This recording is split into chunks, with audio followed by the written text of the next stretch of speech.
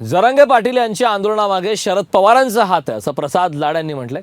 जरांगे पाटलांचं सत्य जनतेसमोर यायला लागलंय। जरांगेंच्या आंदोलनामागे पवार राजेश टोपेंचा हात आहे असं देखील या दरम्यान त्यांनी म्हटलंय। फडणवीस सर्व समाजाला सोबत घेऊन चालणारे नेतृत्व, महाराष्ट्रात जरांगेंच्या रूपाने नवा नटसम्राट असं प्रसाद लाड यांनी म्हटलंय। प्रसाद लाड यांच्याकडून मनोज जरांगेंची ऍक्टिंग सुद्धा करण्यात आली।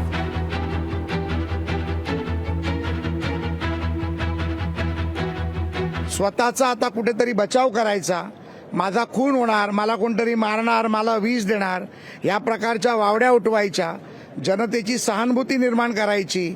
आणि मी या सर्व प्रकाराला एका शब्दात तुम्हाला सांगू शकतो तर आता महाराष्ट्रामध्ये नवीन नटसम्राट आलेला आहे।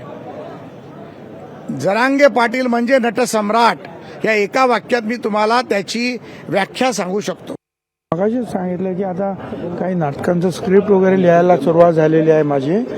एक जे आहे ते रायगडाला जाग येते, त्या धर्तीवर जेव्हा होम डिपार्टमेंटला जाग येते, आणि दुसरं श्रीकांत मोघे साहेबांचं एक नाटक होतं सीमेवरून परत जा। तर या दोन नाटकाची जवळजवळ सध्या मी करतोय, मला वेळ नाही आता त्या नाटकावरती पडदा कधी सर या स्क्रिप्ट तुम्ही लिहिताय याची आता स्क्रिप्ट चालू आहे। लोकशाही मराठी ऐका, पहा, जागरूक रहा।